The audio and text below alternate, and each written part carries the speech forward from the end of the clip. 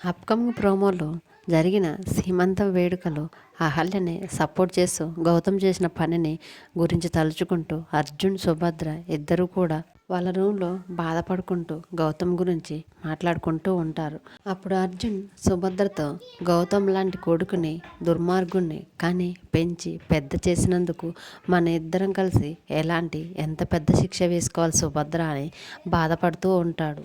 మనమిద్దరం కూడా తల్లిదండ్రులుగా గౌతమ్ విషయంలో ఓడిపోయాం సుభద్ర అని సుభద్రతో చెప్తూ అర్జున్ ప్రసాద్ చాలా బాధపడుతూ ఉంటే ఆ మాటలన్నీ రూమ్ బయటే అహల్య నించొని వింటూ ఉంటుంది. అహల్య వెనకాలే గౌతమ్ కూడా రెడీ అవుతూ వచ్చి మెట్లు దిగుతూ గౌతమ్ వల్ల అమ్మ నాన్నలు అంటున్న మాటలన్నీ అవన్నీ అహల్య వింటున్నది కూడా. గౌతమ్ అహల్య వెనకాల నిలబడి చూస్తూ ఉంటాడు.